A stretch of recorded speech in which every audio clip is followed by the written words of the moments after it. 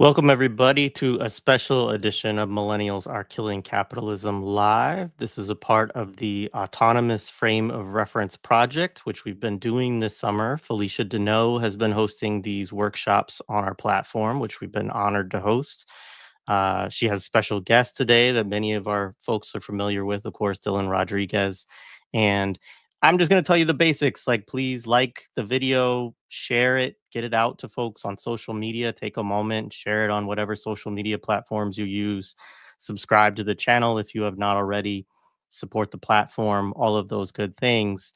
But most importantly, I want to just pass the mic to Felicia. I'll just say also, obviously we have not done a lot of Black August stuff this Black August, and I don't feel great about that. Make sure I'll put a link in the chat. Folks need to make calls for Mumia for his eyesight right now. He needs people to put pressure on the Pennsylvania Department of Corrections to, do right by his vision and his medical needs as a baseline. Obviously, we need him free, but folks, make sure to do that. I'll put that in the show description.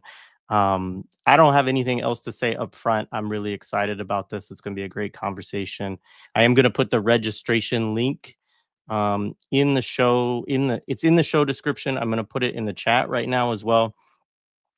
If you want, we recommend folks check out the full prompt for this conversation. It's pretty involved, and there's some readings and some videos. I know many of you who are here probably already did all that homework, but if you did not, it's okay. You will still get a lot out of tonight, but you can check out those things, and it will only supplement what you're going to get this evening. So without further ado, Felicia, welcome. It's good to be with you again. Oh, thank you so much, Jay. And thank you for that call to action for Mumia.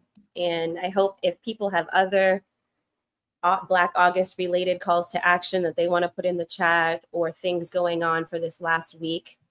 My birthday ends Black August, August 31st. Please do share those things and invite people. Use this space wisely while you have us together. So I really appreciate that. I appreciate this entire summer.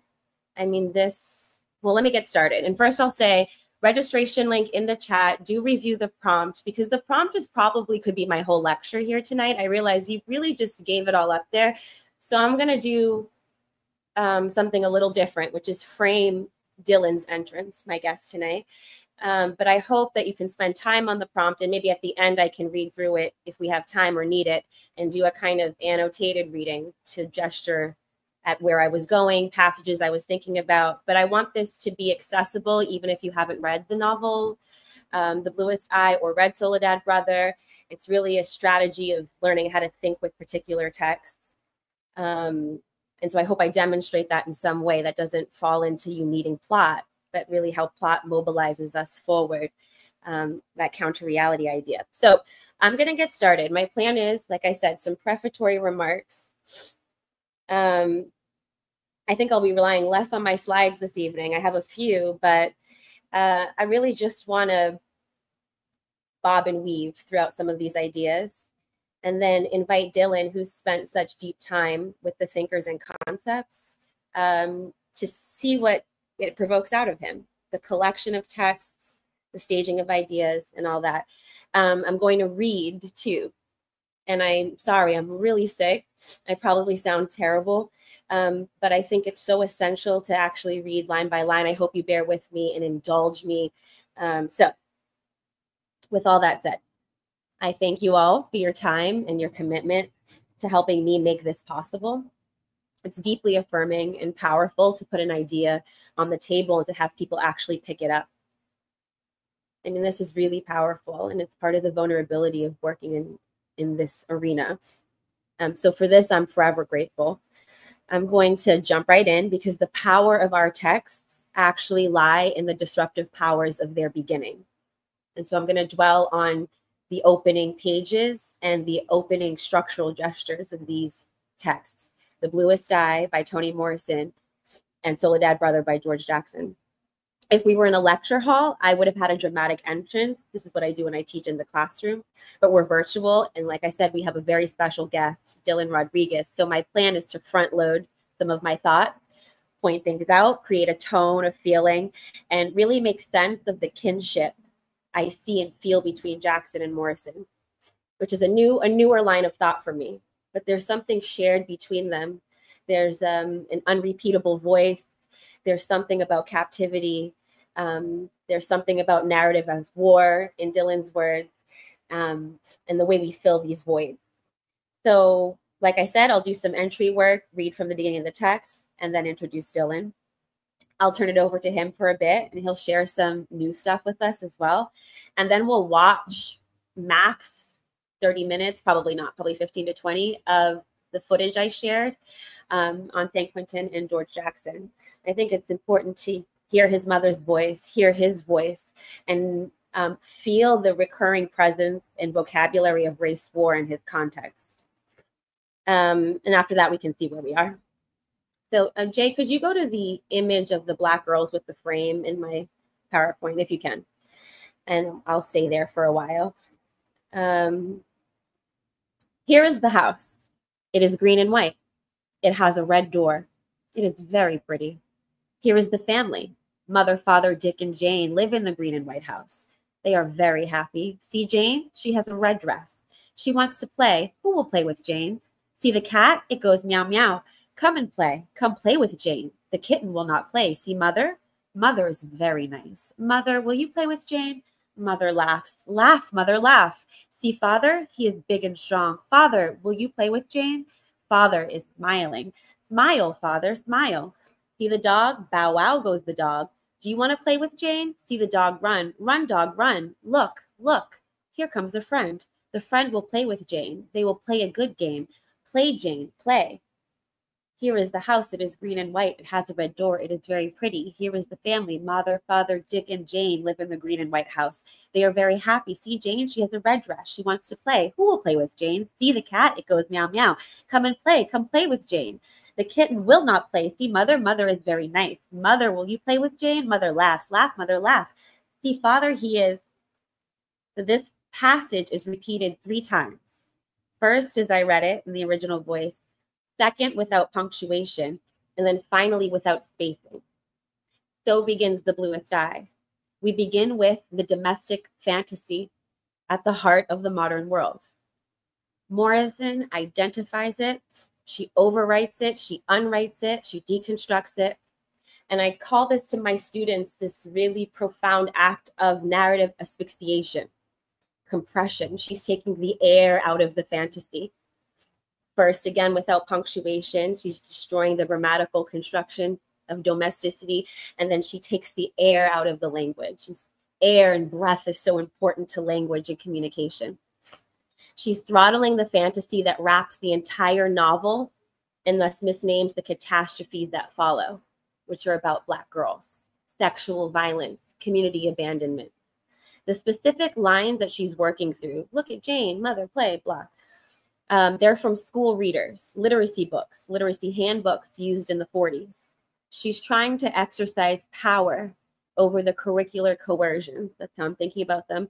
What Winter might call the coercive power of representation that create the world through which Pecola Breedlove, our protagonist, someone who she says she uses to dramatize a devastation, to show a unique case of narrative emptiness as opposed to a representative one.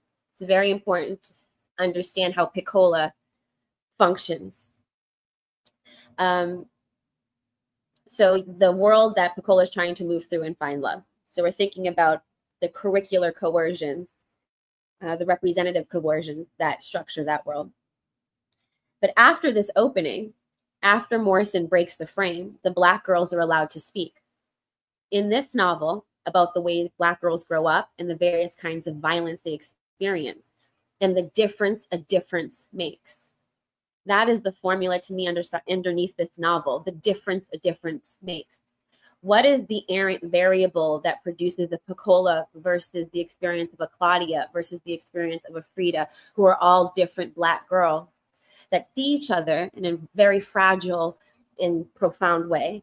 But what is the difference between them? And what difference does a difference make? A mother's hand, a song, a cultural thing to hold your psychic hat on. What is the the errant subjective factor, to use Deruba again, or the elusive subjective factor. I think this autonomous frame wants to know, who are we really when we gaze upon the world? Who are we really? What social agencies lie in wait, exist within our framing powers? And to what extent has the deep commodification of our lives mutilated and appropriated our expressive powers? To go back to that first workshop, our powers to frame and claim reality. I recently posted on Instagram this photo that you're looking at, and it's from Lorraine O'Grady's art series, Art Is, where she went around an African-American Day Parade in Harlem in like 1982 and used this frame as a staging device. I see in it the power of framing to intervene, to segment reality, the frame as an embedded strategy and a symbolic device.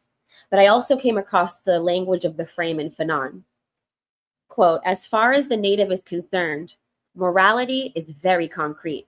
It is to silence the settler's defiance, to break his flaunting violence. In a word, to put him out of the picture.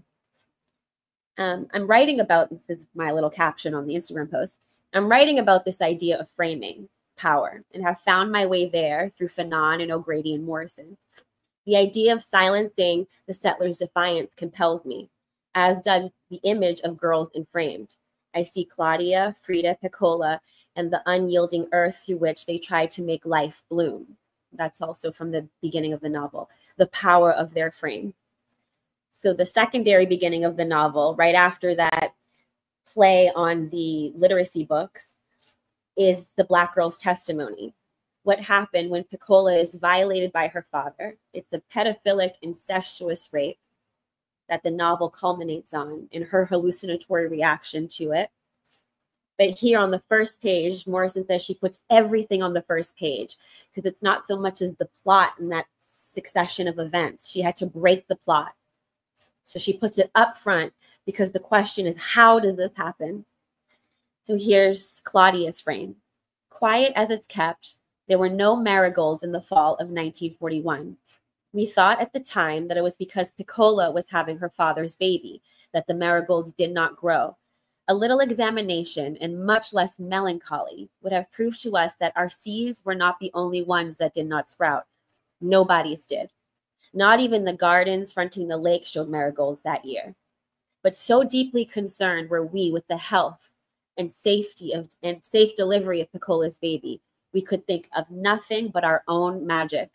If we planted the seeds and said the right words over them, they would blossom and everything would be all right. It was a long time before my sister and I admitted to ourselves that no green was going to spring from our seeds. And I'm thinking about earth power from our last workshop.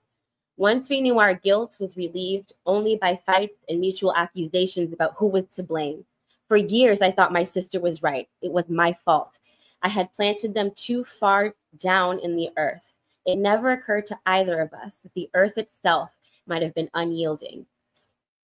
What is clear now is that all of that hope, fear, lust, love, and grief, nothing remains but Piccola and the unyielding earth. Charlie Breedlove is dead, her father. Our innocence too. The seed shriveled and died, her baby too. There is really nothing more to say except why. But since why is difficult to handle, one must take refuge in how.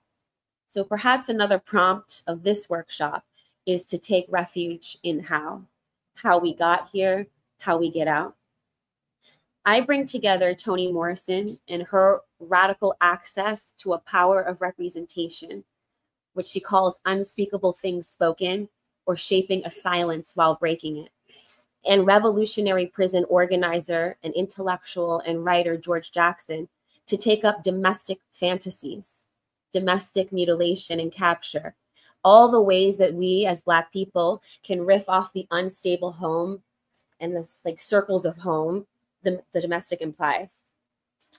Our authors address conditions in the extreme, the means by which a person can be disappeared into and by their circumstance, all the ways a human can be disappeared in the forces that may save them. Quote, capture, imprisonment is the closest to being dead that one is likely to experience in this life, George Jackson. We're talking about the crisis of home. and all the maternal traces therein. There's a maternal sensibility across these texts. George Jackson has extreme devotion and an extreme edge of criticism with his mother. It's terribly complicated and breathtaking, the emotional ground covered in his letters. But the question of the maternal as a disfigured beginning returns again and again. And then that brings in the question of care and cause and where these things hide. I left home 1,000 times, never to return, says George Jackson. All of this has a lovely and organic relationship to the last workshop. Where are we and how do we find home? The crisis of home is a critique of mother, which is a critique of an economy of trauma, how it's traded, repressed, directed, sculpted, and that question of how do we become safe harbors in the middle of such exchanges. And I think that's the force of the Bluest novel, is the intergenerational composition of stress and self-concept. It's quite beautiful and terrifying the way the psychic experience of the parent leaks. There's a leakiness that swirls into this symbolic universe inside the little girl's head. And the way she's able to time travel and come in and out of people's consciousness is perhaps the skill that we all need to develop, how to become the other. So Lonely Vigil as our session title, why? I think it captures this thing that I'm obsessed with, which is the terror of perspective. And I think our texts respond, Black Studies responds to the terror of a perspective. I'm interested in the standpoint of Vigil implies. So our title today is A Lonely Vigil Above the Sea, the Black Studies Hypothesis. How a vigil has in it a gaze embedded in some kind of somber ceremony. But the phrase itself, it comes from a story about an unnamed woman rebel on a slave ship in the Atlantic and her choice to use her mobility to coordinate an assault. And so I'll read, this is from Vincent Harding's There Is a River, which is one of my favorite historical, creatively composed monographs on the Black American freedom struggle of the 19th century. He writes, in What of the Woman Who Chose the Struggle for Black Freedom over her, quote, privileged bondage among white men? We are told that the woman he hoisted up by the thumbs, whipped and slashed her with knives before the other slaves till she died. And so, not far from the shores of the homeland, the swaying, bleeding body of a sister in struggle bore terrifying witness to the cost of the decision for freedom. Yet perhaps she would have considered this lonely vigil above the sea a better use of her body than any that the crew members had in mind. So the kind and quality of a world a lonely vigil above the sea implies is an extreme image. It's a solemn image. It's an intolerable image. And it's thus one worthy of working with, I think. It captures, on the one hand, what I keep calling this terror of perspective, your standpoint, the reality of your standpoint, and those moments, that shock of consciousness where it comes into frame, perhaps, or when you break the frame and you make that leap into nothing. And then the other side of that power, that terror of perspective, that this is my seeing eye, this is what I have to look out to, is our framing power, which for our unnamed rebel is the view from the hanging post. So I want to, if you can go to my slides with, I'll remind you 3 definitions I'm working with, and then I'll read the opening page of Soledad Brother, and I'll give it over to Dylan. I brought these up at the beginning workshop, and I've kind of touched them lightly over the past 3 sessions, but I think I want to remind you as we move through these, or, to conceptualize some of the things I brought up so far and the search for meaning I'm engaging in these texts. So first, this idea that deep commodification mutilates while it appropriates the metabiological, expressive, and devotional powers. So our powers of expression derive from our multiple and varied struggles against psychoaffective closure, that human drive for the outside, the next, the other ground of truth, the external observer frame, the demonic ground, whatever, that push that insistence that we all carry, that resistance to closure, that impossibility of closure, the things that knowledge that's accumulated in that process, that's our metabiological inheritance. And toward, to get Winterian, that's still yet unrealized autonomy of human agency. Then the next. Race war, which I brought up as these texts addressing the internal composition of race war's powers. Jackson, who points us so lucidly to the function of race war, which in my little description, I pull out his more dramatic enunciations of anti-Black race war, what he calls the fact of racial genocide. I mean, these are pillars to his thinking about how one moves through captivity towards a revolutionary agency. So race war is a closed social feedback loop.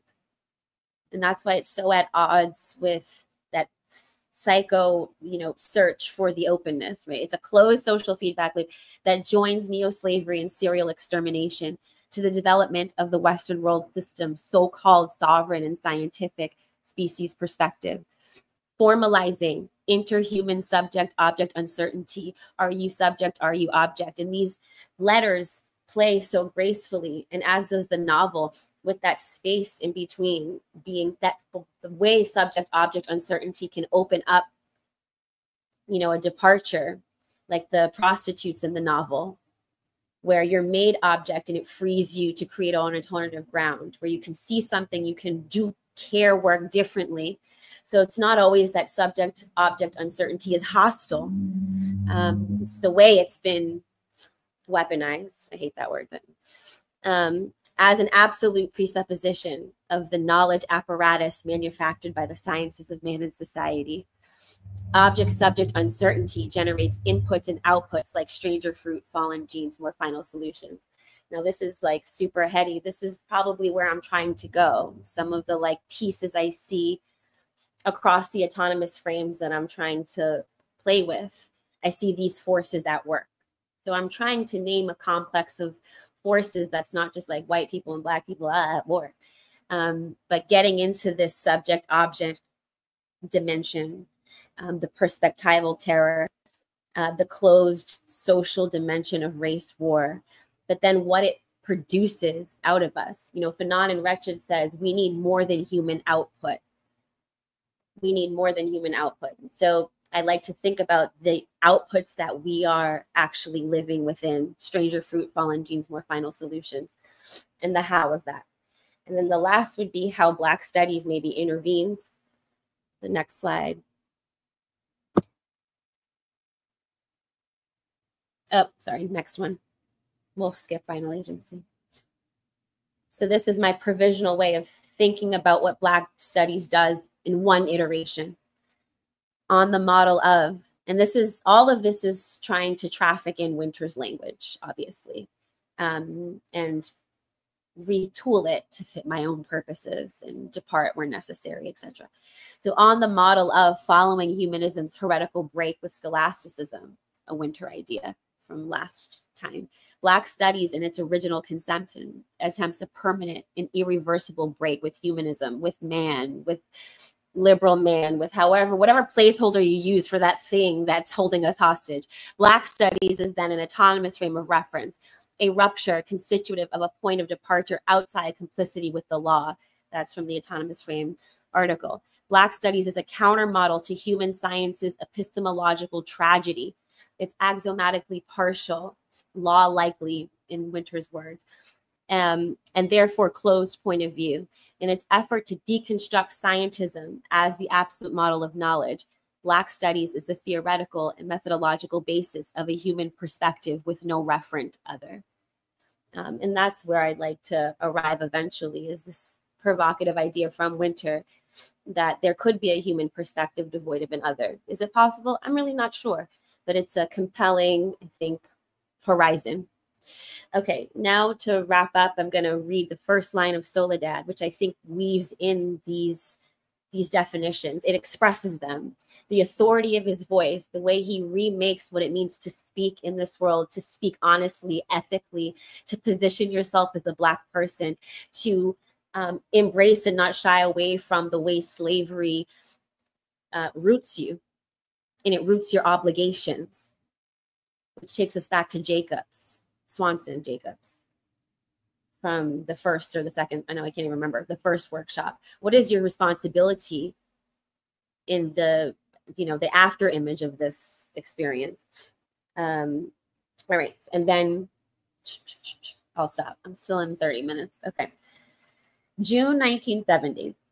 Dear Greg, I probably didn't work hard enough on this, but I'm pressed for time all the time. I love that. I could play the criminal aspects of my life down some, but then it wouldn't be me. That was the pertinent part. The thing at school and home I was constantly rejecting in process. All my life, I pretended with my folks. It was the thing in the street that was real. I was certainly just pretending with the nuns and priests. I served mass that I could be in a position to steal altar wine, sang in the choir because they made me.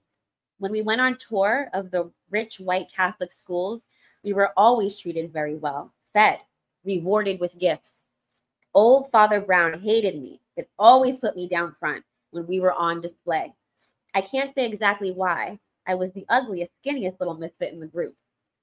Black men born in the U.S. and fortunate enough to live past the age of 18 are conditioned to accept the inevitability of prison. For most of us, it simply looms as the next phase in a sequence of humiliation. Toni Morrison has this line, the matrix of agony, the sequence of humiliation. This is a shared semantic ground for me. They're saying something similar. Being born a slave in a captive society and never experiencing any objective basis for expectation had the effect of preparing me for the progressively traumatic misfortunes, Piccola, that lead so many Black men to the prison gate. I was prepared for prison. It required only minor psychic adjustments. It always starts with Mama. Mine loved me, as testimony of her love and her fear for the fate of the man-child all slave mothers hold. She attempted to press, hide, push, capture me in the womb. The conflicts and contradictions that will follow me to the tomb started right there in the womb. The feeling of being captured. This slave can never adjust to it. It's a thing I just don't favor. Then, now, never. He's narrating his experience of the womb. I think it's brazen and brilliant and has these, well, we can get back into that, but it's this natal scene that he's creating in the way he recomposes force. Shares something also with the natal scene of, it was 1941 and No Marigolds Grew. I've been asked to explain myself briefly before the world has done with me. It is difficult because I don't recognize uniqueness, not as it's applied to individualism, because it is too tightly tied into decadent capitalist culture.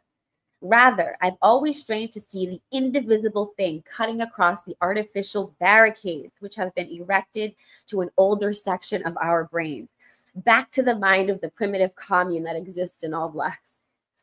But then how can I explain the runaway slave in terms that do not imply uniqueness? I was captured and brought to prison when I was 18 years old because I couldn't adjust. The record that the state has compiled on my activities reads like the record of 10 men. It labels me thief, burglar, gambler, hobo, drug addict, gunman, escape artist, communist, revolutionary, and murderer. I was born as the Great Depression was ending. It was ending because the Second Great War for colonial markets was beginning in the U.S. I pushed out of the womb against my mother's strength. September 23rd, 1941, and I felt free.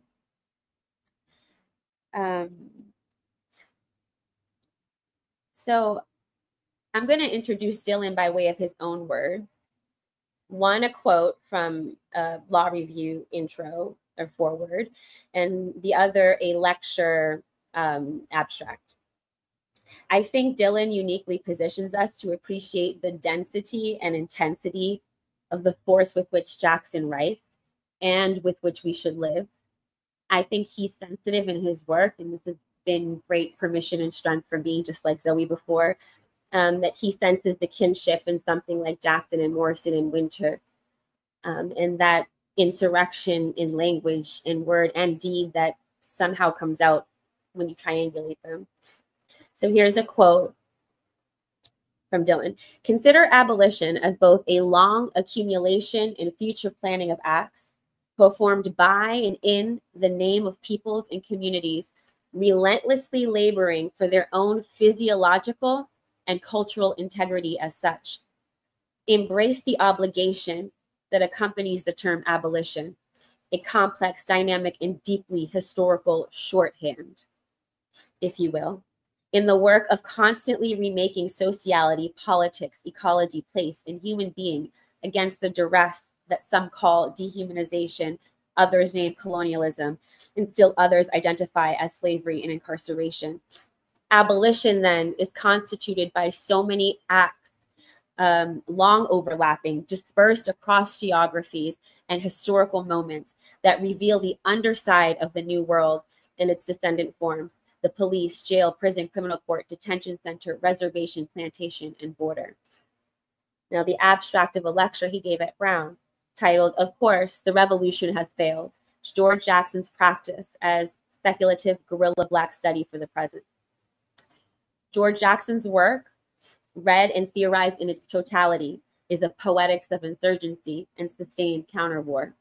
Central to this poetics, in fact, a primary theoretical contribution of this body of thought, is an understanding of the United States nation-building project as a continuity of differing institutionalities: the prison, the school, the university, the city government, the police, the corporation, etc., that loosely coordinate proliferating asymmetrical violences against incarcerated and criminalized Black populations, including and beyond those actually held captive in jails and prisons, as well as colonized, impoverished, and displaced peoples in the grip of nation-building projects' global regime.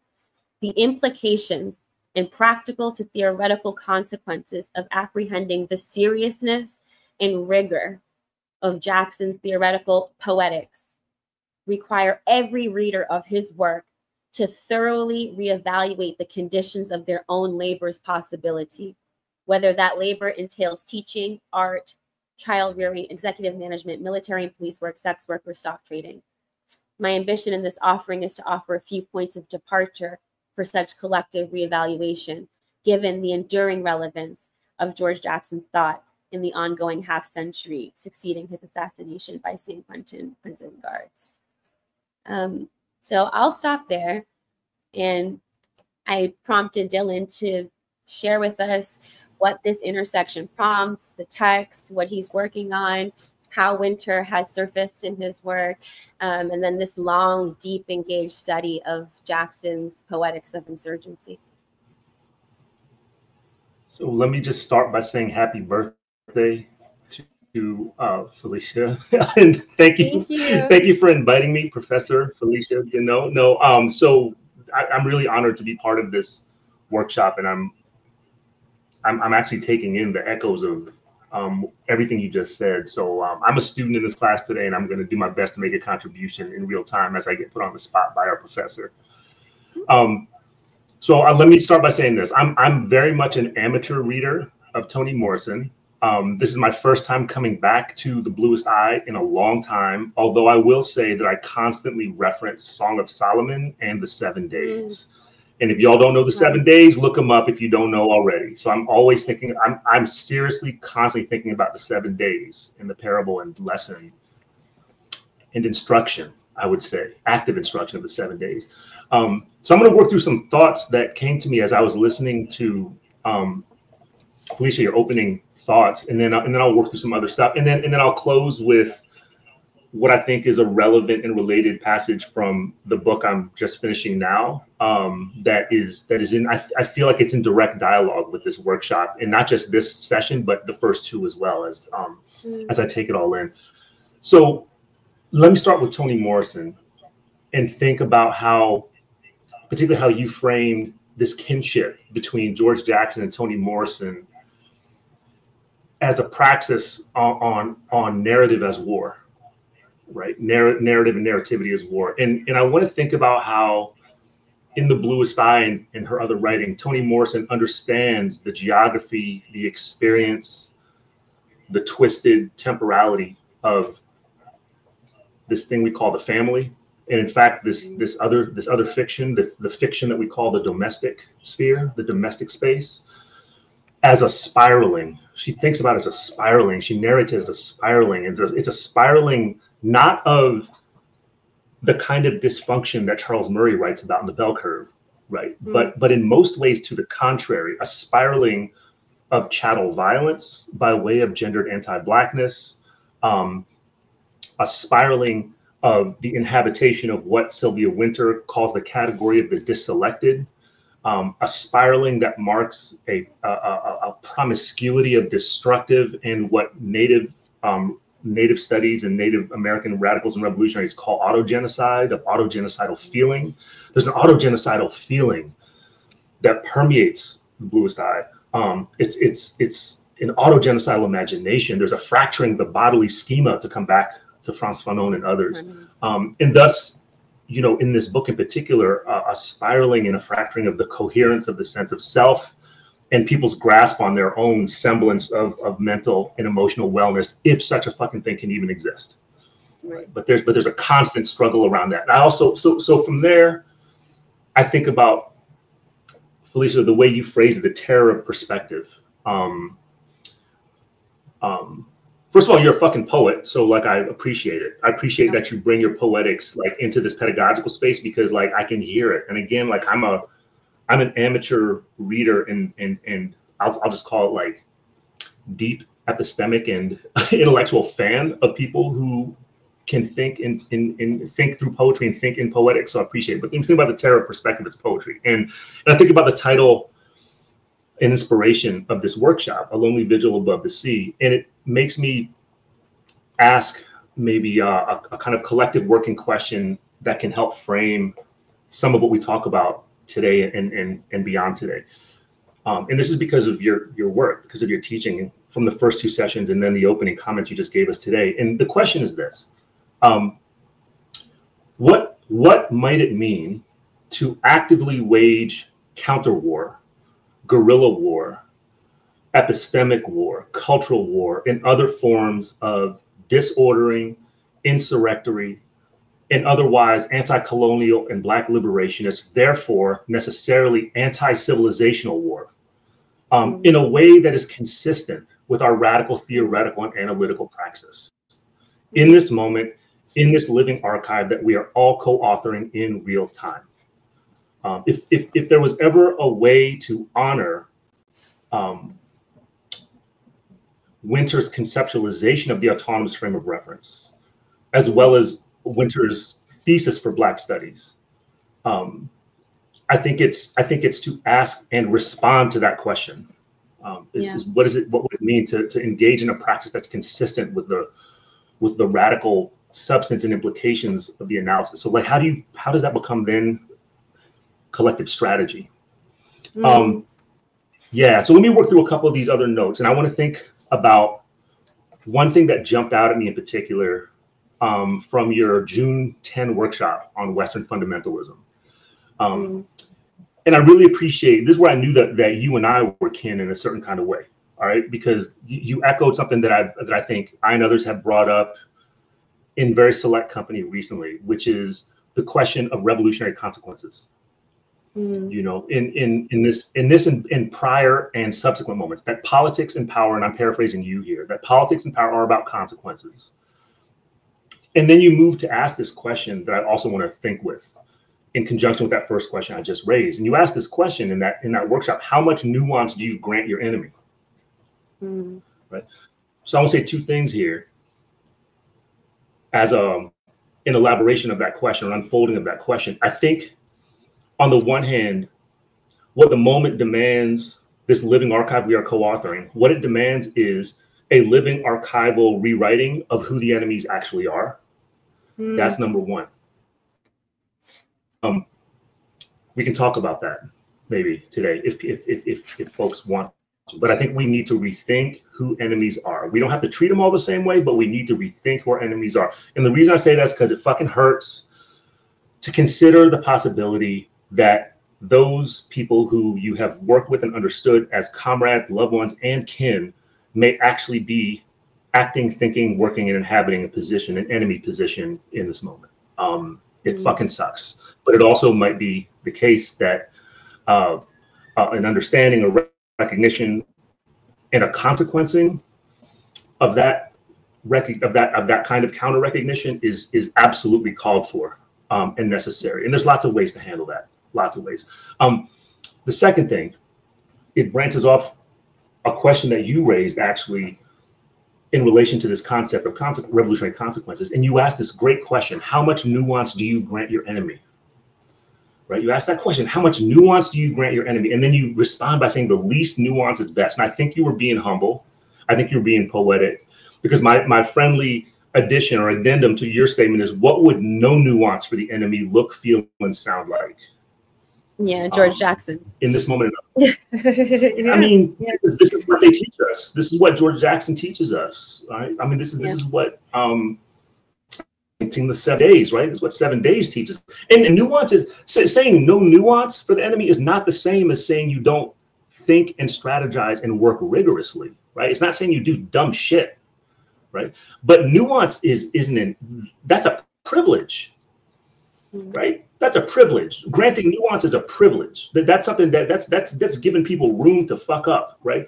And the question, I think, that this sequence of workshops is raised, and today's workshop in particular raises, is the deep political question of whether and when it is appropriate to completely retract nuance for the enemy.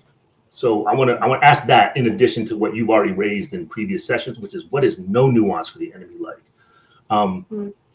Let me move to a little bit of a reflection, really contextual more than anything else, on Soledad Brother, because we're now deep into, almost at the end of Black August, and just in the off chance, just in the scenario that people who might be watching our session and maybe watching this recording, just in case they don't know or understand the full context of the publication of Soledad Brother, I wanted to just work through that for a minute, just so folks have that in their minds as we continue our conversation. So the book's title, Soledad Brother, comes from the globally prominent case of the Soledad brothers, in which George Jackson, Felicia Denaud, and John Cluchet were charged with the murder of a white prison guard, despite the complete lack of substantial evidence that implicated them in the act.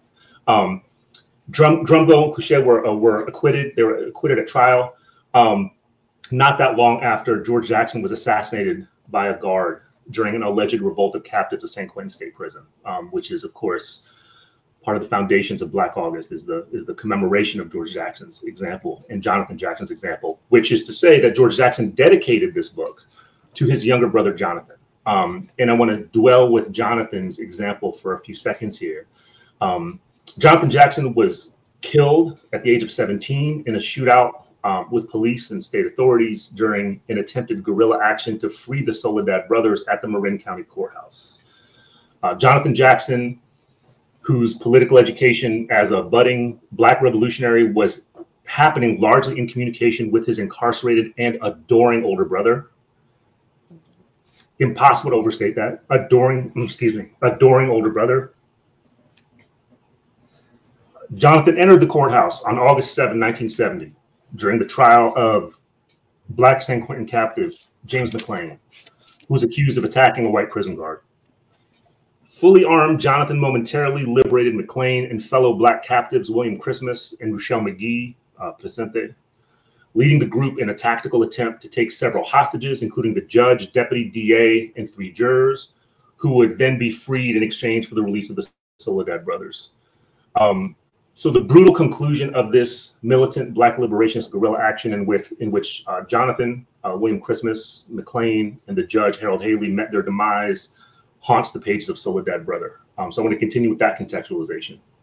This is where Soledad Brother is. It's always part of what Soledad Brother will always be.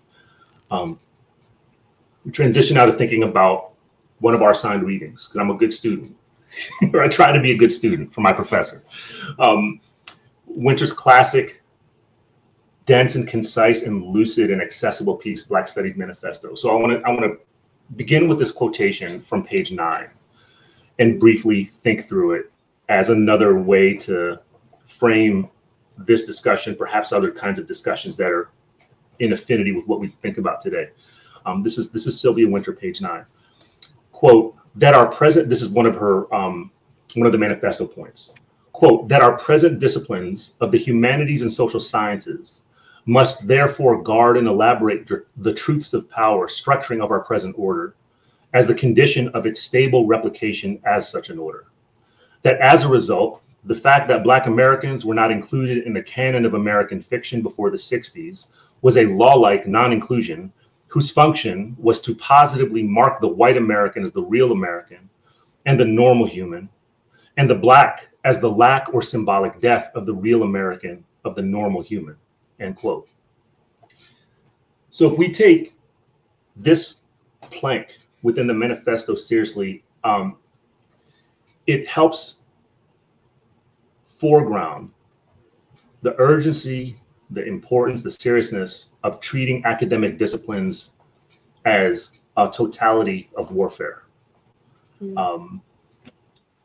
I think it's a mistake and it's dangerous to either dismiss the academic disciplines as relevant only to professional scholars or, you know, so-called intellectual elites, you know, people who have PhDs and whatnot, or maybe even students.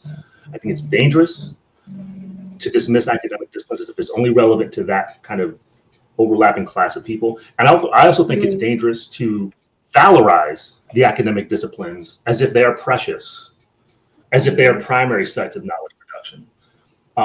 What Winter's manifesto reminds us is how disciplines are a form of epistemic war, and that this is the condition for the insurgency of Black studies against the disciplines.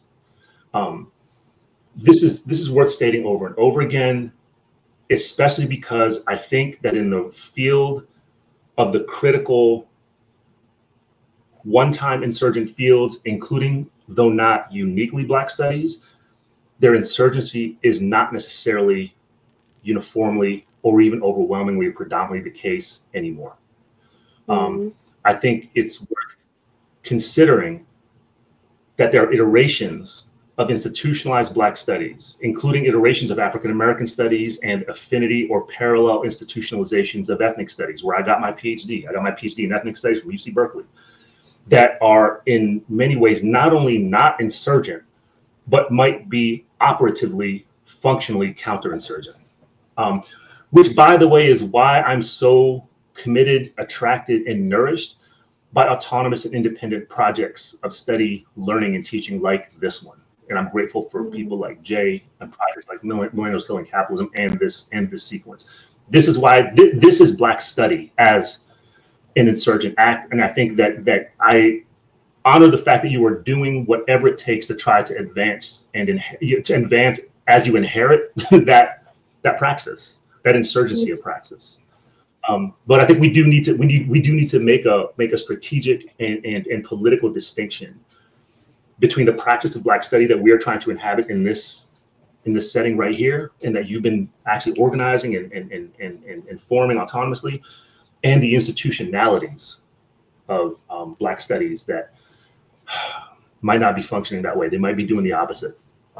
And with a little bit of y'all's patience, I'll finish with this. I'm gonna, as I was studying for today's session, as I was doing the reading, watching the films, and thinking about shit, what the fuck am I gonna bring to this, right?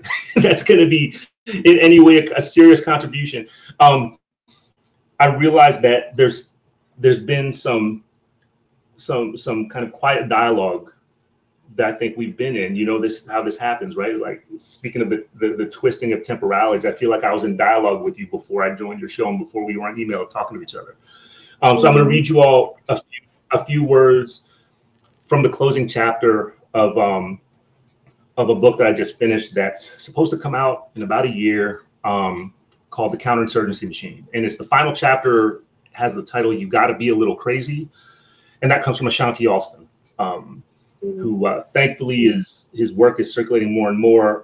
Former Black liberation, Black anarchist, beautiful, beautiful human, and a brilliant person, and just an amazing organizer and strategist. So that's where the title of this chapter comes from. So I'm going to share a passage of this from a passage of this with y'all, and then I'll pause and keep moving. So this is from chapter 5. You got to be a little crazy. Civilization is a beast. Some of its targets change over time while others appear to be permanent. The changing terms of civilization, from the doctrine of discovery and manifest destiny to the scramble for Africa and the alleged Cold War victories of capitalist liberal democracy and beyond, do not merely target specific geographies and peoples for occupation, displacement, extraction, chattel making, assimilation, neutralization, and elimination. It is a condition of perpetual counterinsurgency war against the wildness of collective liberationist imaginations and activities that defy existing, seemingly inescapable and permanent institutional arrangements. Liberalism is civilization's morphing predatory enclosure. It is constantly changing to assimilate and engulf or otherwise neutralize insurrectionist cultural and political forms of all kinds. This creeping carceral is a mobilized logic and a self-aware intelligence, identifying insurgencies that it entraps through relations of solicitation, appropriation, and expropriation, as well as militarized violence and juridical repression. In this sense, the counterinsurgency machine, including and especially its constituent liberal and social justice blocs, is an upscale institutional expression of what Winter identifies as civilizational man. Man is a dynamic, moving, insidious figure. It is the agent of a conquest chattel humanism that simultaneously encompasses and inspires epical, invasive violence across every possible plane of being. This man does the fuck what it wants to do. It lives in the world like a possessive demon, an invasive spirit with bottomless appetite, crossing geographies, collapsing temporalities, and endlessly fabricating everyday order through the perpetual conquest inscribed by its arrogant global imaginary. Man is counterinsurgent being against all other being. It is at once bloodthirsty and solicitous, zealous and coldly rational, fascistic and democratic, artful and vulgar. A seemingly endless archive of man's expressions and inscriptions of everyday order confounds any attempt to select sufficient examples. I suspect every reader, student, listener can pull from shared study and experience to evidence man's distressing morphologies and presences, from piece of shit bosses and snitch-ass co-workers to hollow-gutted elected officials, devil-eyed judges, earnest charity bringers, and crying sympathizers. Indigenous Dene musician, artist, filmmaker, and anarchist Cleve Benale Presente, who passed away prematurely in December 2024, leaves a gift of poetic diagnosis. And I quote Cleve Benale here: "Civilization has no relatives, only captives. Breathing dead air and poisoned water, it owns the night and creeps towards distant constellations. Its survival is expansive, unending hunger, a hunger that has been named colonialism, a vast consumption that feeds on time, spirit, and all life." End quote. Man comfortably enfleshes in varieties of whiteness, to be sure, but it also occupies the spirit and fragile subjectivity of others aspiring to grab a piece of its action. Man signifies the symbolic and worldly violence crystallized in the midst of supremacy, prestige, and progress that activate progressivist historical regimes of conquest, enslavement, private property, law, and truth. Man's appetite for counterinsurgency is therefore unsatisfied by brute military or political victories, because it seeks to occupy and colonize the category of human, while rationalizing, institutionalizing, and disciplining the conditions of existence and experience for all life and being. All life and being. Man seeks to neutralize the wildness, principled destructivity, insurrectionist experimentation, and ambushing creativity animated by an insurgent totality that rejects the guarantees of practical alternatives. The only promise fulfilled in perpetuity is that the audacity of insurgent activity will convene collectives and communities across every possible scale, whether for a moment or for lifetimes. Possibilities and worlds grow from here and there. This is why long traditions and deep archives of counter and anti-civilizational insurgency necessarily inform analysis, theory, and strategy. Black radicalism, queer, trans, and feminist abolition, indigenous anti-colonialism and decolonization, global anarchist and proto-anarchist autonomies, anti-state insurrections, and other collective insurgencies persistently put civilization on its ass, confounding liberal dreams of reformist transformation while puncturing conservative to reactionary delusions that seek restoration of the frontier, plantation, and colonial conquest as active orders of power. Beautiful things are happening within and beyond the counterinsurgency machine's demoralizing experiments of repression, solicitation, and condescending empowerment. Winter, thinking in relation to Cedric Robinson's notion of the ontological totality that constitutes the Black radical tradition, advocates a concept of sovereignty that includes and exceeds politics, economics, and land. This is Winter. Quote, "We do not know about something called ontological sovereignty. And I'm being so bold as to say that in order to speak the conception of ontological sovereignty, we would have to move completely outside our present conception of what it is to be human, and therefore outside the ground of the orthodox body of knowledge which institutes and reproduces such a conception," end quote. That's, of course, from the interview that she did in 2000 with David Scott. Finally, this is my last couple words here. Ontological sovereignty enacts the conditions of man's slaughter, or at the very least, its reduction to just another sociopathic, narcissistic dude who need not attract our fucking energy.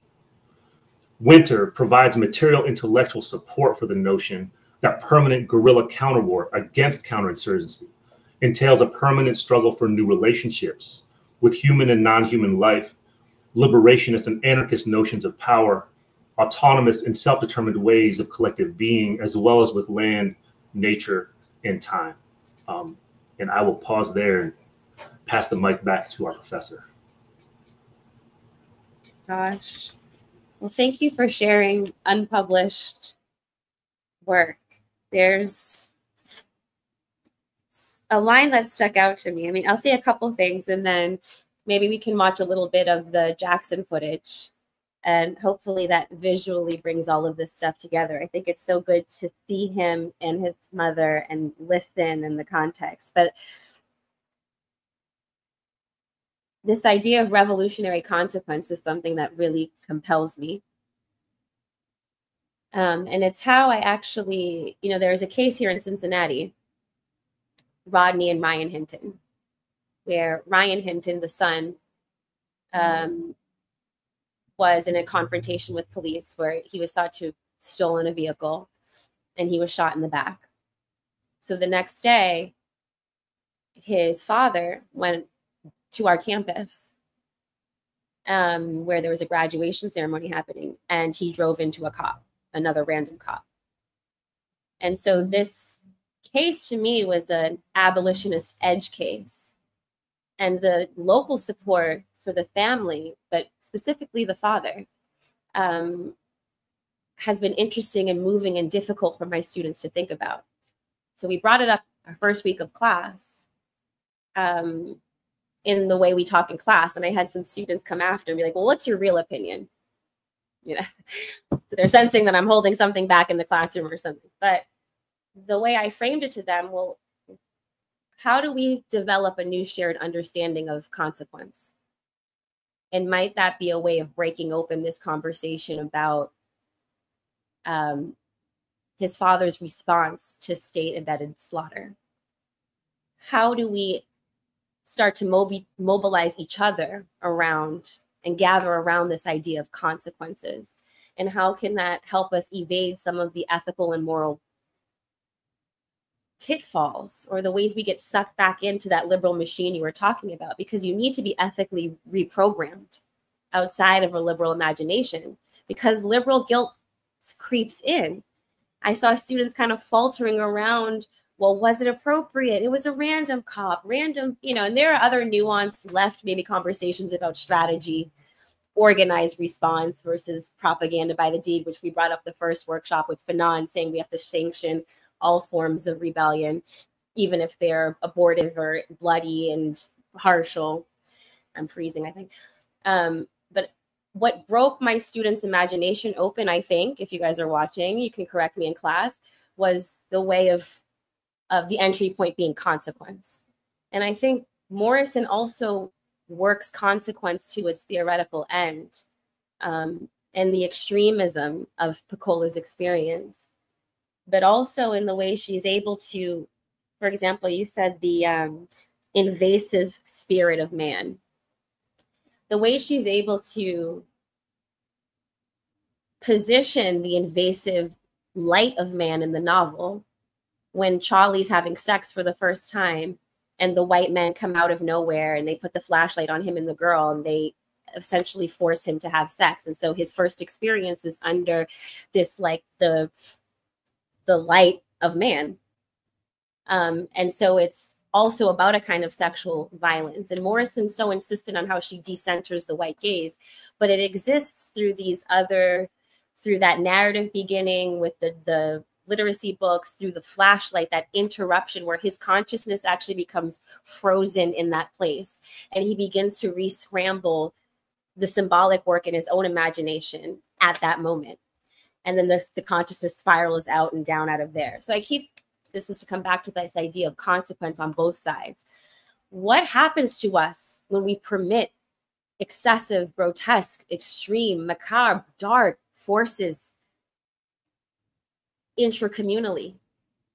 What is the consequence of such a social reproductive universe? But then on the other end, how do we start meting out revolutionary consequence? And how does our self-concept have to do with the courage of doing so? And that's for Jackson. He's so biting in his critique in the letters. They're love letters to me in this really profound way, but they're unremitting in what he sees to be his family and friends' complicity with the ethical world that imprisons him, and his, his inability he's moving between the way he's freed himself from that mental framework and the way he wants to bring others along, the way he feels betrayed by others not coming along with him. So I guess this is all to say there's something about the dual function of consequence that I think is about our collective strategy.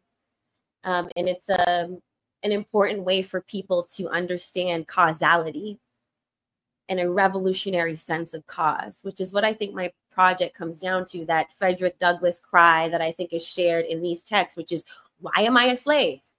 I am not the only slave in the world. And that dialectic is somewhere where we keep reformatting the collective strategy. But I like that you brought me back to consequence, because I think all of these two texts dramatize the nature of consequence. When one, you become the guerrilla philosopher, or two, when we succumb to the total narrative void, like Piccola, which she said she wanted to, again, dramatize the devastation. And so I guess what all of your work and then that invasive spirit of man is, how do we rethink consequence as a centerpiece of the collective strategy that involves all of the pieces you were saying we need to bring together right now, which is identifying the enemy, remaking ourselves, all of these kind of different things. But I really appreciate how your work traces man and sort of decodes or deciphers man's powers. I think that's what both of these Bluest Eye and Soledad Brother are up to. And they bring these really, like you said, it's that there's such a profound brotherly love coursing through Soledad Brother, obviously. It's fixated in the relation of family, of brother, just as the Bluest Eye is situated in these sisterhood, etc. So I feel like there's something about that both of them are moving from the morphed family, the revolutionary family. The revolutionary family in the Bluest Eye would be the girls, the world that the girls create and see, and those beautiful passages about how they love themselves, how they take care of themselves, how they honored the unborn baby that brought everybody scorn. Even though it was a baby born of violation, they wanted to usher that life in. That ultimate point of exile, these kids knew how to attend to. That's quite powerful to me. And Jackson also is a steward of that kind. And all of that wraps into our sense of consequence and obligation, which comes back to your lecture about the obligation that, George, but then somebody like Piccola demands of us. Like, what is ethics after either of these texts? I teach the Bluest Eye as ethics after Piccola Breed Love. And to me, it's something about this ground outside of the liberal, ethical, moral thing that's holding us hostage, that's taking some of our best impulses in Black studies, all these things that you kind of tapped into. But yeah, so I'm thinking about consequence as this dual work that needs to be done on both sides to develop a very rigorous sense of consequence in our world, consequence for violation, or violating us, our standards, or whatever, but also an internal critique of, you know, the consequences of certain kinds of predatory formation within. But then Morrison does this very, it's not permissive. She's never permissive or empathetic to Charlie. She says only a musician, this is the father who rapes the child, only a musician could understand the dance in his head, because there's something spiral-like and rhythmic and like chaotic about how he's assembling a sense of self inside. And it gets arrested by that interruption of man, which is, you can forget how man appears in The Bluest Eye, because it's an internal critique of how a community creates spaces of vulnerability to sustain itself. But yeah, I don't know. So those are my first sets of reflections on a very generous reading of my work. And I don't know, you were really attentive to some of the minor pieces I brought up in that workshop, but that actually capture all of these gestures. Because I think the question I'm so fascinated in is, what are the real consequences of this fucking thing continuing? We are headed, like, what? Yeah. Actually, you know? Yeah. I mean, let me dwell in the story of this ongoing story of Rodney and Ryan Hinton in Cincinnati, which I also watched very closely as it was happening in real time. And just bring it back up, because I think it's one of those living archival and parable moments that I think we need to embrace in a complex way, but also in an unapologetic way. Exactly. You know, especially as we consider the question you raise, right? How to mete out revolutionary consequence in a reactionary moment, right? Like, so let's stay with that question, right? That's the kind of aspirational experimentation that I think the tradition that we're thinking in today, right here in this space, necessarily fixates on. You know, it's aspirational, and it's the kind of aspirational that is, it's intimate with terror. It's intimate with suffering. It's intimate with death in ways that not all peoples can be, right? And it's intimate. And I'm not saying that the intimacy is the same. I think intimacy can go all kinds of ways with those forms of suffering and death. But I will say that part of what comes up as you thought about the implications of George Jackson's thoughts on consequences is that when I was reviewing Soledad Brother for this conversation, I also thought about how George Jackson's writing in that book, in his letters, offer a rejoinder to the discourses on lived experience that are flourishing in this moment, that serve to valorize and vindicate liberalism. We see it in so many different settings, right? We see it among survivors of all kinds, right? Survivors of various forms of gendered, sexualized, racialized, and anti-Black violence, and colonial violence, right? Who will remark on a lived experience embodiment in order to discipline against the kind of aspirational revolutionary consequence that we're trying to think about here. We could go on and on about this, right? We could talk about how the lived experience discourse that vindicates and protects liberalism has actually become industrialized, both through the academic and university industrial complex and the nonprofit social justice industrial complex, right? Those things absolutely fixate and commodify lived experience personalities and platform them in order to vindicate and protect those institutions. So think about that as well. Think about consequence for that. So another thing I want to just add to your thoughts here on consequence is on the one hand, just to think about, we're in Black August, right? As far as I'm concerned, part and parcel, central to Black August is an embrace of consequences of all kinds as a cherished and valued inheritance. You know, and for some people it's an organic inheritance because they're like literally born into and taught into Black liberation struggle. For others like me, it's like a generous invitation and an attempt at a principled kinship, to go back to that term, right? So to say that in Black August is to also say this, though, that just on the other side of consequence is suffering. And there's a relation to suffering that is asymmetrical. People sometimes don't talk about this enough in relation to, for example, in relation to Fanon's thoughts on violence, right? What he and others, Morrison's writing about this, what he and others are writing about is also an asymmetrical relation to suffering. So another thing that is worth asking, that I think when you were just describing the kind of misgivings and the hesitations that maybe students had around the Rodney and Ryan Hinton situation, right? Is that there's a hesitation to understand that part of consequence is the suffering of your enemy, including collateral suffering, right?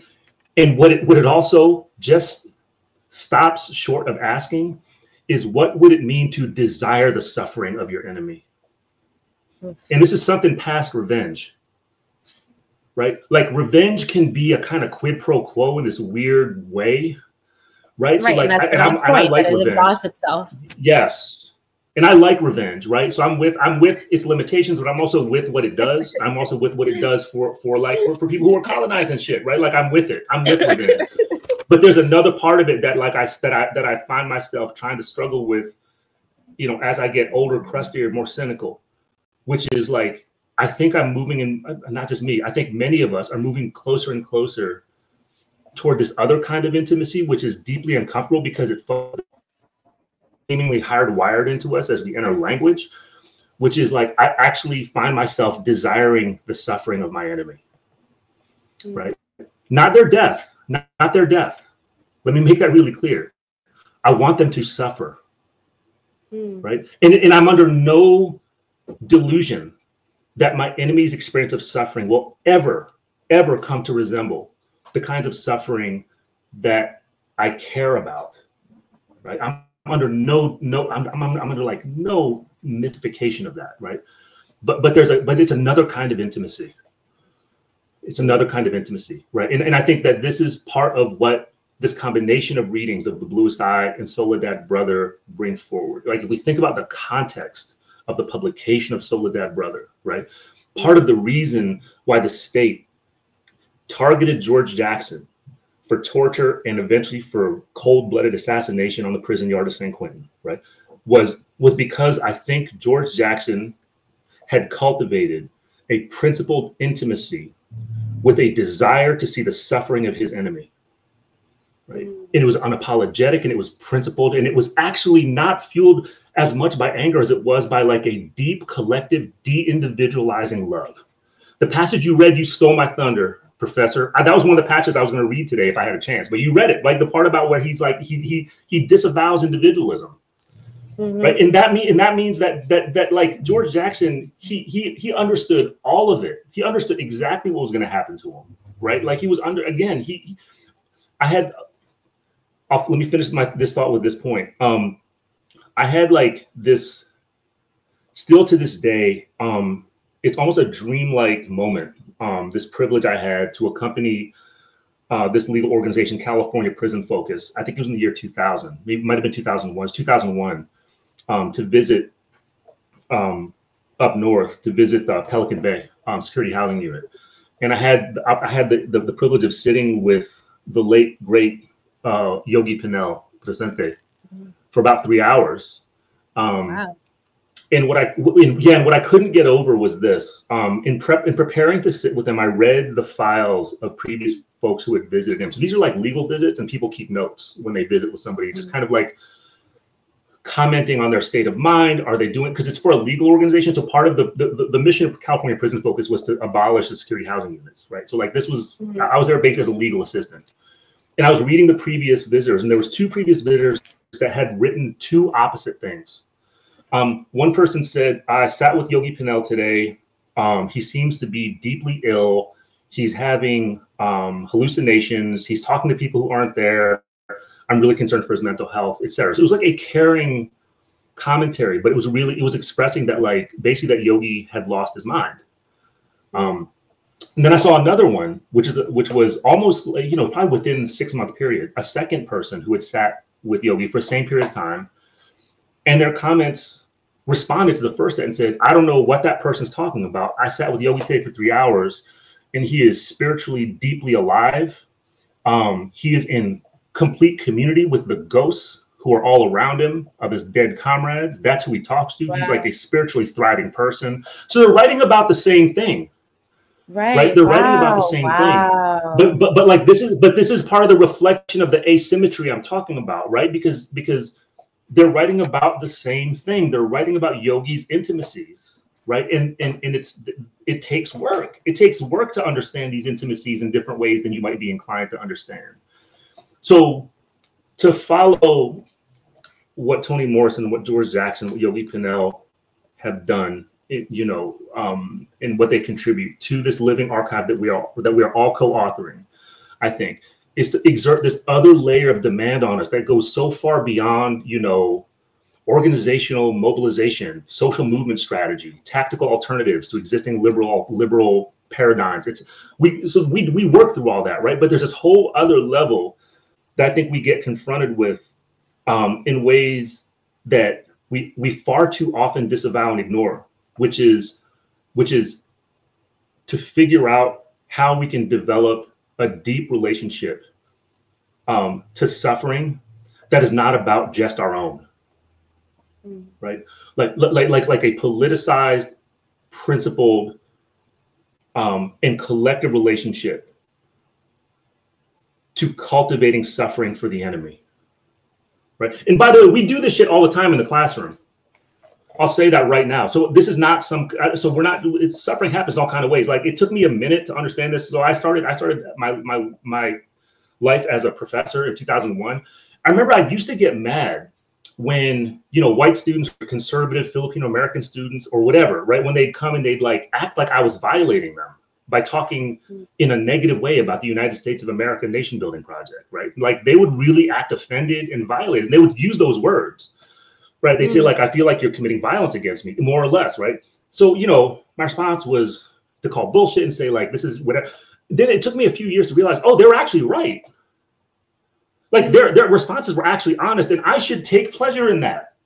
Like, I am committing violence to you because you are identified with the U.S. nation building project. You should feel violated by what I talk about when I frame things a certain way, and to even just work through the archive of what the United States is. Like, a lot of stuff, I don't go in the classroom to start polemicizing. I work through archives. I work through historical moments. Yes. Like, you know what I mean? Like what we do here. It's like what we do here. And they feel violated by it. So like, now I understand. So this is kind of what I'm getting at, right? Like I had to think differently about my relationship to their suffering, right? That I need not feel bad about it. In fact, to the contrary, right? That was the fucking playbook. Like, as teachers, I think this is part of why the anti-CRT, the reactions against Black studies, etc. Like, they're actually, I'm not saying they're right. They're honest about something, right? Which is that part of what we do when we do it well, when we do it within the insurgent tradition of our areas of praxis and study, like, the whole point is to extract suffering from those who are fully identified with the normativities of anti-Blackness and civilization, right? For the students in the classrooms and the institutions that are fully identified with the normalization of those forms of power, anti-Blackness and civilization, coloniality, patriarchy, etc., they should suffer when they are in the classroom reading our curriculum, right? That's also, by the way, suffering is part of fucking learning, by the way. You know what I'm saying? Like, that's part of art. Artists have taught me that, right? So this is not exceptionalist. I don't think it's even a really extreme statement. I'm really talking about the embedded liberalism of feelings that a lot of us have, even as we have a radical and revolutionary and anti-colonial politics, right? We have an embedded liberalism around feelings, right? So like, yeah, so something about suffering really comes out with the set of readings that you assigned us. Yeah. Yeah, I think disrupting, breaking, intervening, dissolving the reality principle that holds the disciplines together is a powerful position. It feels exhausting when it's in a particular pedagogical model and institutional space, but I think you're right. There is this force of power, and that's what the Bluest Eye does. It's like it shatters the reality principle that we enter the text with, which is that Black girls couldn't have the collective strategy out, but they do, in fact, when we've been so mummified, emotionally mummified,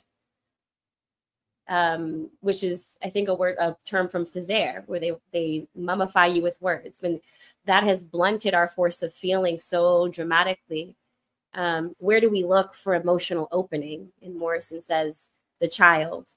So this suffering and breaking the source of reality, the things that hold people's worldview together, that responsibility, that task, and pushing it as far as it can go. I mean, those are quite beautiful lessons from these texts that I probably didn't think about myself as an agent of. But I think that's what's unique about your work, is the way you flip it back on. When you're a reader of something, then what responsibility do you bear? And I like that that's part of your reading strategy. So I thank you for all of that. I mean, I could keep going. We're at 7:23. Maybe we watch a little bit of Jackson, because his mother touches on this principle of love and frames her son's actions, Jonathan, as loving. And I thought it's about at 15 minutes, so if we can get there. But I thought that was a mother that experiences such extreme and dramatic loss to arrive, and then knowing the letters she received from her son. Yeah. She accepted those letters from him.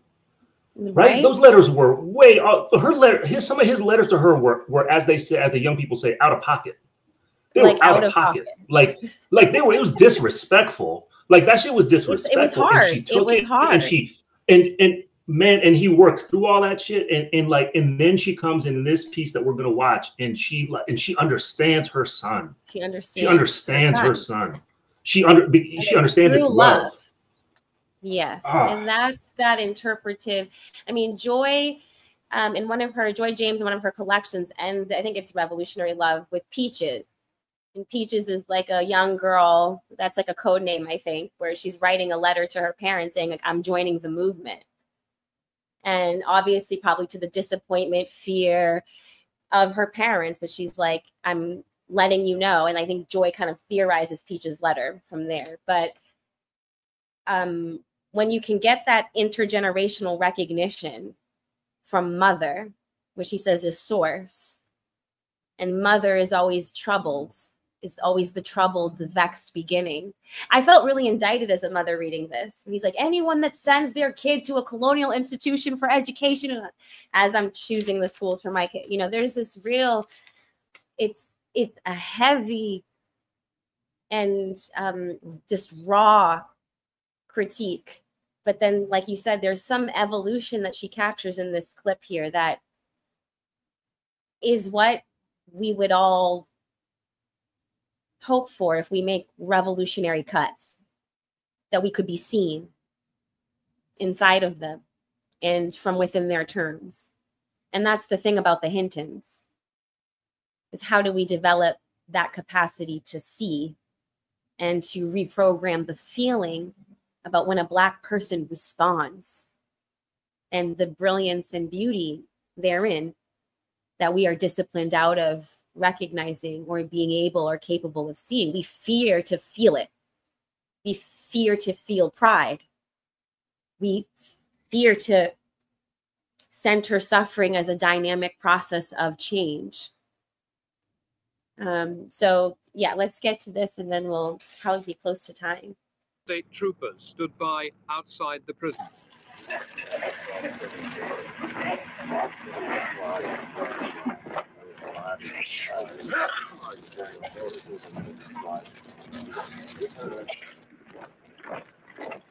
When negotiations broke down, the troops went in.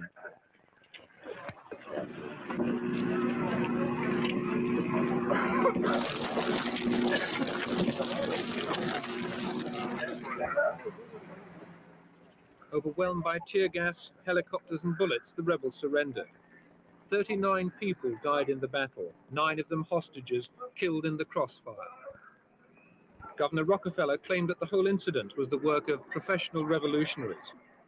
In the most dramatic possible way, Attica alerted the American public to the conditions that existed inside many of its prisons. You might be able to say life is the living dead. See, because looking at the faces around here and look at the men that have been here for a period of time, you can just about imagine what they went through. I mean, just look around, you can see all the life has been drained. George Jackson, more than anyone else, was responsible for the new mood of militancy inside America's prisons. At 19, he took part in a minor robbery. With already 2 convictions, he pleaded guilty to get a lighter sentence. He got 1 year to life, a sentence in which the inmate normally does a couple of years and then is paroled if he behaves. Jackson was never paroled. He spent 10 years inside, mostly at San Quentin, mostly in solitary confinement cells like this. I always look forward to going, but I hate to leave. That's the bad part of going to see him. You have to leave him there. And I can't make you understand because you've never experienced it. But when we would go and visit him and they would take him back, and I'd have to look at his back, walk away from us when I knew that he wanted to go home. It was so very bad. That's the part that hurt.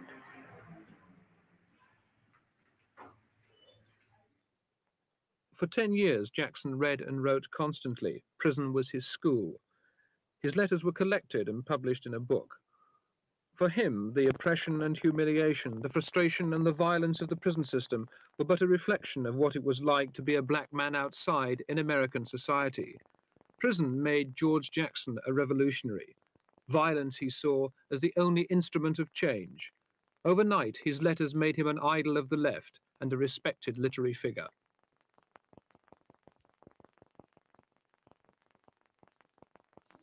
The letters to my family, my mother, my father, sisters, my brother, Jonathan, they were intended to familiarize them with the situation I was faced with here. Of course, here in prison, we see the repression, the exploitation, the victimization of lower class people. Guard in a gun tower. A few days later, a white guard was murdered in retaliation. 3 black prisoners were charged with the killing. The prison was SOLEDAD, and the accused became known as the SOLEDAD brothers. George Jackson was regarded as being the ringleader.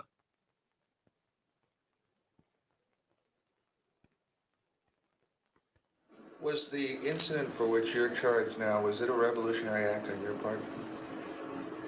You asking me to confess to something? As a Unless you want to. Did you kill a man? Look, one of the most important elements of guerrilla warfare is to maintain secrecy. I've killed nobody until, it's been proven. And they'll never be able to prove anything like that. Legal proceedings seemed to drag on endlessly, getting nowhere. In anger and frustration, George Jackson's 17-year-old brother, Jonathan Jackson, were killed. Why did Jonathan do what he did? I think he did it for love. The love of his brother and also love of his country. I think he probably, I try not to analyze him because nobody knows what he was thinking except Jonathan. But I think he did it for love of his brother and his country. He was trying to wake the people in this country up to the fact that black people had nothing. You have nothing in this country.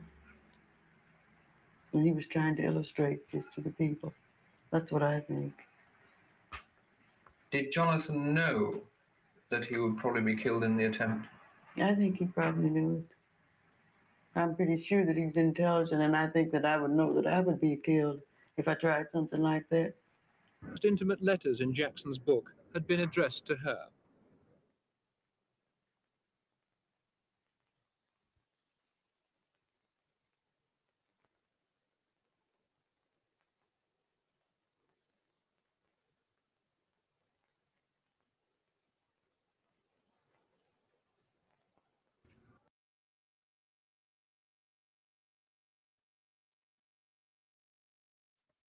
Thank you, Jay, for screening that. I don't know, Dylan, I can invite you. Do you have any responses or want to make any kind of, after all this collection of conversation and then that powerful live footage, if you want to wrap up our conversation?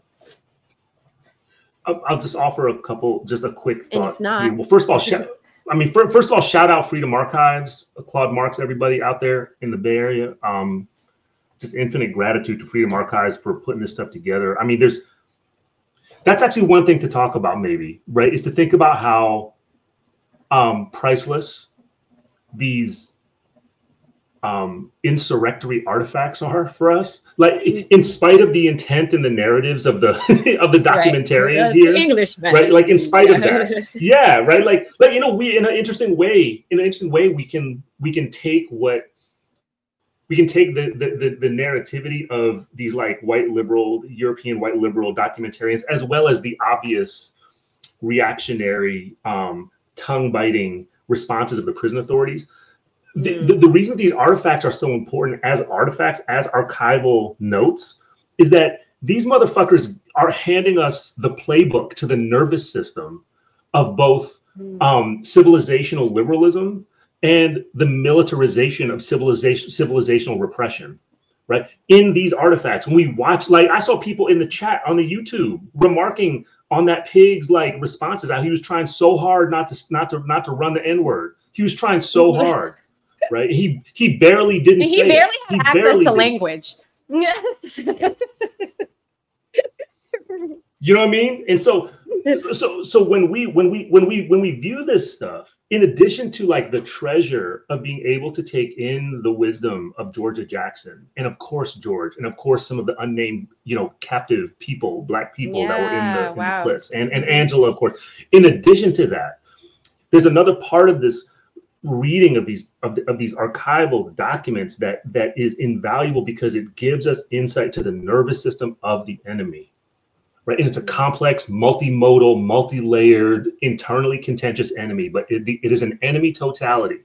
And these pieces, thank you Freedom Archives, thank you Southern California Library out here in LA, they provide us these things. So this is so a venue like this one, an autonomous venue like this one, and maybe we can sneak it into some of our official institutional classrooms as well, provides us a forum to do the Black radical study praxis of reading an archive as if we are also already necessarily compiling an interpretive archive, right? So it's like archives don't speak for themselves. It's up to our teachers and our students and our fellow scholars to do the interpretive work. And this is the opportunity as well, and then I'll shut up for a minute, but there's the opportunity as well to do that thing that you were talking about, right? To give very little nuance. The thing I was saying, give no nuance to the enemy. Like, what would it mean to do an interpretive reading of some of the pigs in that clip that gives little to no nuance to the shit they said, because they don't deserve it, right? Furthermore, I will say, by way of putting my own little bow on this, that watching that clip makes me desire the suffering of my enemy even more, because I love you. You know, it's because I love you. It's anger, yes. Like, I got bottomless anger, but it's because, like, watching, just taking in the example of George and Georgia Jackson in that clip. It's like, because they express such a love, it cultivates, in a sense, it curates this desire to embrace the enemy's suffering. And that's, I think, what is so beautiful about George Jackson's practice and example, that I think people oftentimes under emphasize, you know. And I think his mom was right there with him. I think his mom was right there with him. Right? Think about how she says this in the aftermath of both of her children being assassinated. There's incredible composure and depth, but also there is a tiredness, a profound fatigue in her face underneath her and smothering her words. But that insistence, Black people have nothing, and my children are trying to make that a claim, a claim that we're willing to mobilize around, that they died for, and now I have to sit and give testimony over. What a conundrum, but like, you bringing these pieces of love and beauty in. And that's what Morrison's point about the bluest eye is beauty is something you do. That's her conclusion. That's right. In response to the crisis of the desire for the bluest eye, is that's when you realize that it's not a condition, a state, it's something that we do, and that we have to teach one another, is how do you find beauty, like in this found footage and in that archival care and in that preservation and in taking revolutionary permission forward. And I think it also, what's remarkable to me is the twinning of these texts is that they also came out within months of each other. And so thinking that that's the world that the bluest eye was delivered into is also really powerful to me. I'm like, you know, and I think Dan Berger's Prison Nation, he talks like 1970 was a deadly year in Soledad. It was deadly. Like, he has a line that's just powerful and chilling. And 1970 is this point where both these texts come out. And it seems like a turning point in our desire to narrate who we are, the courage that we were gathering. And, you know, she's an editor of so many of these radical pieces too. We didn't even get into her editorial voice. We stayed in her narrative voice. But this 1970, what was going on there with our self-concept, the world we just saw was the world that the bluest eye entered.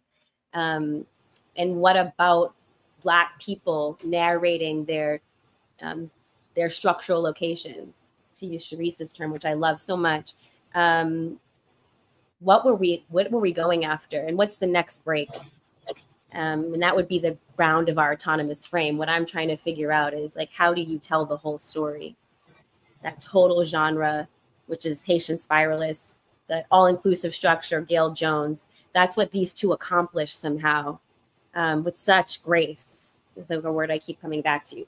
But so archiving and then, like, entering historical periods and learning from the sense, the feeling that was in the air, the atmospherics, like, you know, the atmosphere of violence, like what was producing this insistence to understand our radical vulnerability and social exile as a location. Pieces on to be able to embed within their own documentary, that YouTube just auto senses it and says, oh, this is a CBS News clip or something like that, and flicks it up as a copyright issue. So what I recommend people do, well, there's two things we'll do. This is being recorded, so we'll upload a version that we'll just put on our Patreon, but we'll just do it free, like public access. Anybody can get in and watch it. If people want to watch that documentary, which there's a few more minutes of too, that's in the show description as well. So, you know, and as Dylan, you said, like, please support Freedom Archive. I mean, we did a great conversation with Nathaniel, Claude, and Noah from Freedom Archives a couple months ago, and they do great work. People should check out that conversation as well. But yeah, and thank you so much to both of you. Dylan, it was great to hear that piece from your forthcoming book, which I can't wait to read. And this whole series has been great, Felicia. I really appreciate you know, the opportunity to do it. The one thing that I don't know if you all mentioned this directly, I know you talked about Morrison as an editor, but I do think it's interesting, right? That, like, so she doesn't edit Soledad, and like in Joy James's piece on The Dragon Philosopher. I forget the exact name, but she's like that I can't remember the exact. She says that like Stender and the other guy, that they soften George a bit in Soledad Brother. Gregory Armstrong, that's the other person, that they try to make him appeal a little bit more to kind of a liberal audience. And of course, Toni Morrison does edit Blood in My Eye. And so I think about that too, of like, what would Soledad, if you could think of like, what would Soledad Brother be like if Toni Morrison had edited it? Ratchet up a notch. Yeah. You know, that kind of, I think, revolutionary clarity that they probably tried to distill out a little bit of Blood in My Eye, even though it's still, I think it still works its way through in a lot of ways. But, you know, it's interesting to think about that and to think about, you know, where he goes with Blood in My Eye as such a kind of, you know, searing text all the way through. That's powerful of an observation, only because it layers this thing that I'm trying to deal with around voice, and how it's not an unrepeatable voice, but it's that vocal layering that the editor and in each other, drawing out the most radical edge of your capacity to speak. Is an extra layer. And I keep doing this thing with Vincent Harding about I hear them calling. He has this piece about hearing ancestral calls, and I try to use the call as this framework. And so I like this, the editor voice and that collaboration being essential. And it just reinforces that it's a communal script, even when it seems to be coming from this, you know, unrepeatable source. And then it's collective. Yeah. Sorry. It's just really interesting too, then, to think about the texts that Dylan referenced earlier, Song of Solomon, right, which comes out in 1977, that she's written after she's had this experience of writing these other books, editing George's book, right, and then gets to Song of Solomon. So, anyway, the great conversation, you all. Really appreciate it. I'm trying to think if there was anything else I had. I don't think so. Anything you wanted to add, Dylan? Do you mind if I just close with this little passage from Ashanti Austin? Yeah, please. That is the inspiration for some of my comments. This is real quick. This is Ashanti Austin. I'll send you the link, Jay. You can put it up as well. But this is from a talk he gave in 2010 at the Law and Disorder Conference in Portland, Oregon. Ashanti Austin says this: "To be free, you have to be a little crazy. Harriet Tubman back and forth how many times?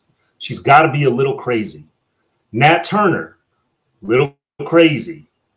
All those movements that got to face the viciousness of white supremacy, you got to be a little crazy. You ain't going to be free otherwise by doing things so careful and so convenient. You know you want to be free. It's the same thing if you want to learn something. You got to be a little daring with the material you pick up and read, because it may change your whole life." Ashanti Austin. It's great. Perfect. Felicia, is there anything you wanted to say to close, or is that we just leave with that? Let's leave with that, because, you know, Ashanti was essential to the development of this idea. And Justin and Zuri at Brown University, we did this workshop on the Pendleton 2, but it was autonomy amidst fascism. And he gave this, you know, framework of somebody throw a cell phone, disrupt fucking something at some point with whatever tools you have. And I think that is the gesture, the impetus behind the autonomous frame. And then like the good hallucination, the healthy hallucination, or the healthy hallucinatory condition. That's not Piccola, but another kind of psychosis. Yeah. Awesome. All right. Thank you all. Gratitude to both of you so much. Just gratitude to both of you. Thank you. Thank you all.